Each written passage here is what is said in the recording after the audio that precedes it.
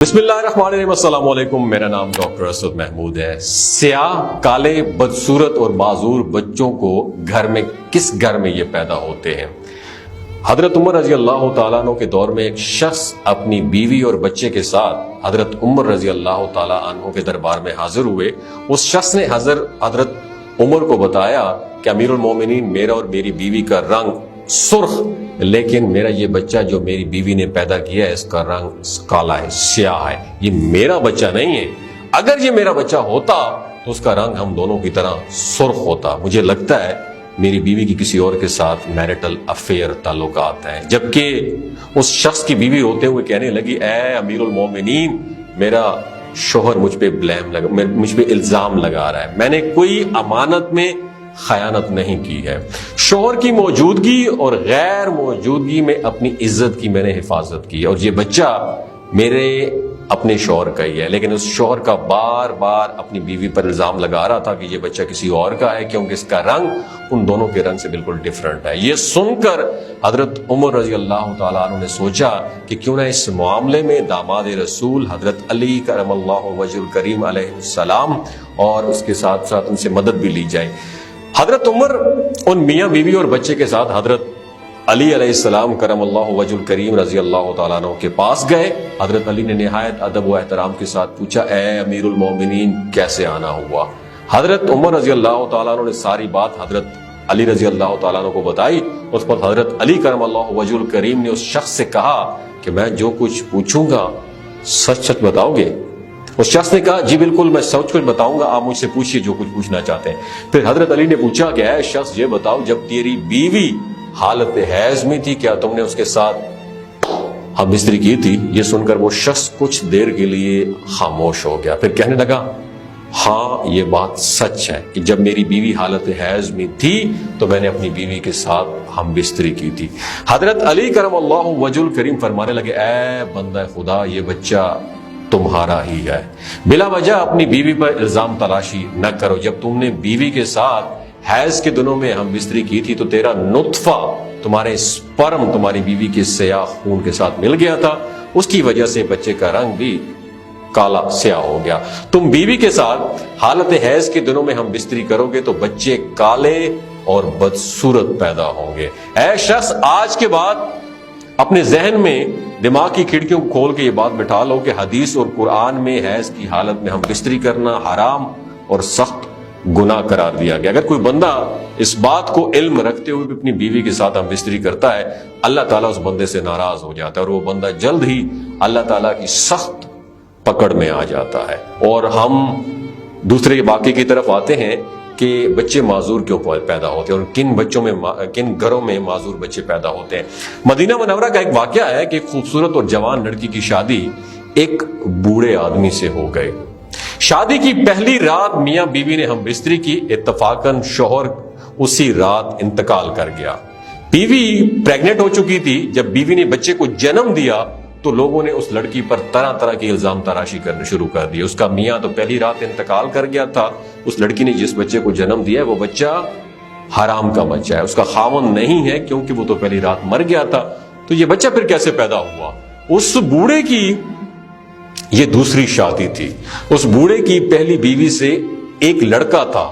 اس لڑکے نے اپنی سوتیلی ماں پر الزام لگانا شروع کر دیا۔ وہ کہنے لگا، اس عورت نے کسی کے ساتھ زنا کیا، یہ بچہ میرے باپ کا بچہ نہیں ہے، یہ بچہ حرام کی اولاد ہے۔ اس طرح دنیا والے یہ مان لیں گے کہ یہ بچہ میرے والد کا نہیں ہے، تاکہ والد کی ساری وراثت کا حقدار میں ٹھہروں، کیونکہ وہ من گڑت کہانی بتا رہا تھا، کہیں یہ بچہ میرے برابر کا شریک نہ ہو جائے۔ اسی وجہ سے بوڑھے کے بڑے بیٹے نے اپنی سوتیلی ماں پر الزام تراشی کی۔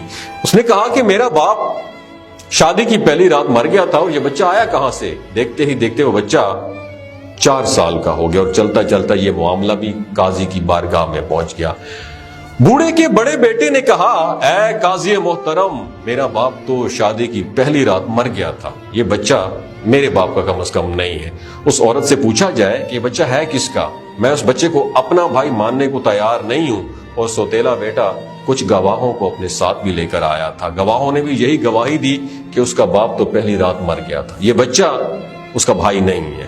یہ باتیں سن کر قاضی کو یقین ہو گیا کہ یہ بچہ عورت کی بدکاری کا نتیجہ ہے۔ چنانچہ قاضی صاحب کا فیصلہ کرنے والے تھے کہ حضرت علی کرم اللہ وجہ الکریم عدالت میں تشریف فرما ہوئے۔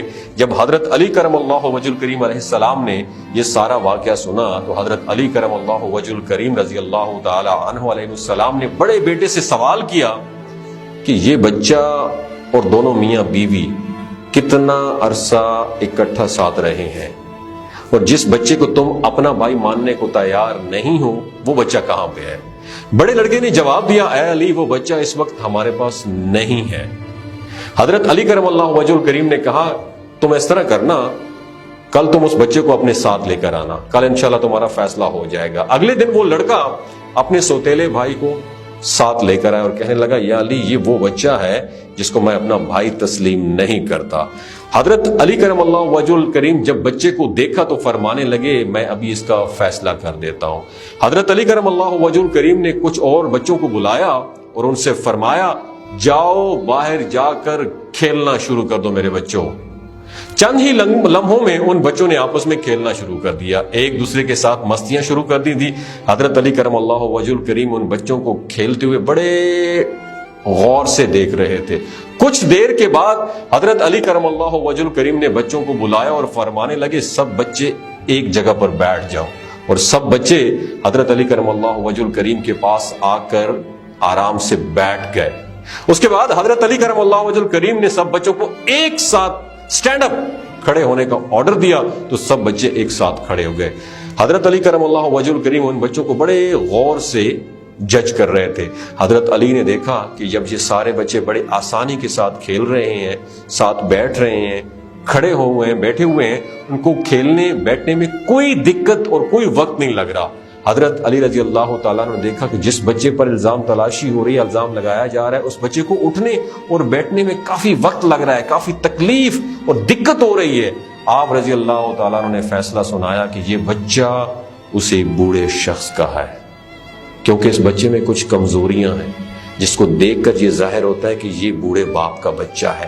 باقی سب بچوں کو کسی قسم کی کوئی دقت اور کوئی وقت نہیں لگ رہا، وہ بآسانی سے چلتے ہیں، پھرتے ہیں، کھیلتے ہوئے نظر آتے ہیں۔ باقی سب بچوں کو کسی قسم کی کوئی وقت نہیں لگ رہا، وہ بآسانی سے چلتے پھرتے اور کھیلتے ہوئے نظر آتے ہیں۔ ان میں کوئی کمزوری نظر نہیں ہے کیونکہ وہ جوان باپ کی اولاد ہے۔ آپ نے دیکھا حضرت علی کرم اللہ وجہ کی ذہانت، اسے اس لیے بہت ذہین آدمی سمجھا، علم کا دروازہ سمجھا جاتا تھا۔ کیسی لگی یہ ویڈیو؟ اچھی لگی ہو تو دوستوں کے ساتھ، سوشل سرکل اور اپنی فیملی ممبرز کے ساتھ ضرور شیئر کیجیے۔ اپنا اور اپنے ساتھ جو رشتوں کا خیال رکھیے۔ نیچے کمنٹ سیکشن میں اپنا ایکسپیرینس بھی ضرور شیئر کیجیے گا۔ اپنا بہت خیال رکھیے۔ اللہ حافظ۔